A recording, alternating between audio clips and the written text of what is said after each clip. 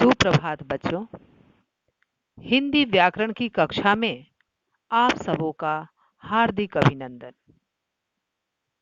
आज हम वाच्य यानी वॉइस का अध्ययन करेंगे।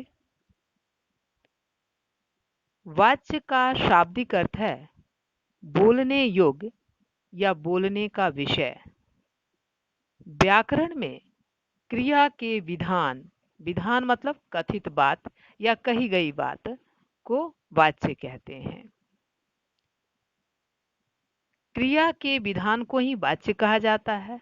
क्रिया के विधान का विषय कर्ता, कर्म और भाव में से कोई भी हो सकता है। तो क्रिया के जिस रूपांतर से ज्ञात होता है कि क्रिया का विधान कर्ता है, कर्म है या भाव है, उसे वाच्य कहते हैं।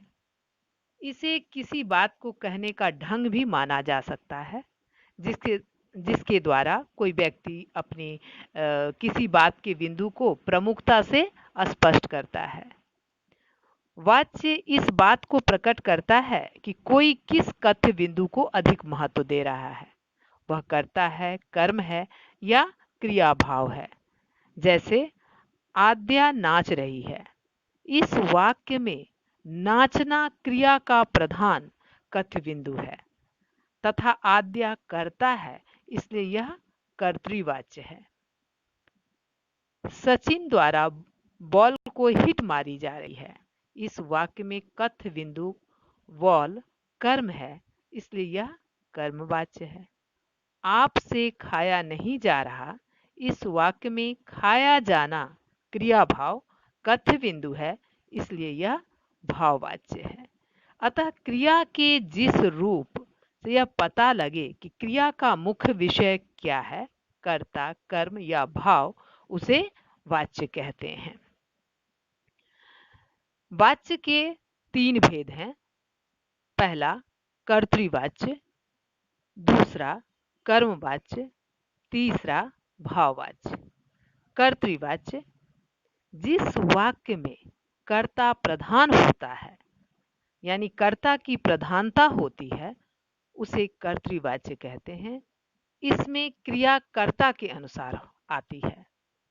जैसे राम पढ़ रहा है, सिपाही घूम रहा है, नर्तक नाचना आरंभ करेगा, अध्यापक पढ़ा रहे थे, नेताजी कुछ नहीं कर रहे।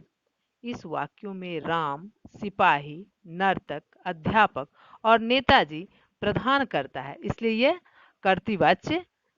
कर्तृवाच्य वाक्य है। तो जिन वाक्यों में कर्ता की प्रधानता होती है, उसे कर्तृवाच्य कहते हैं। और ध्यान रखेंगे बच्चों, कर्तृवाच्य में सकर्मक और अकर्मक दोनों प्रकार की क्रियाओं का प्रयोग होगा। कर्तृवाच्य में क्रिया सकर्मक भी होगी और अकर्मक भी। जैसे बच्चे खेल रहे हैं, यह अकर्मक क्रिया हुई, लेकिन है कर्तृवाच्य।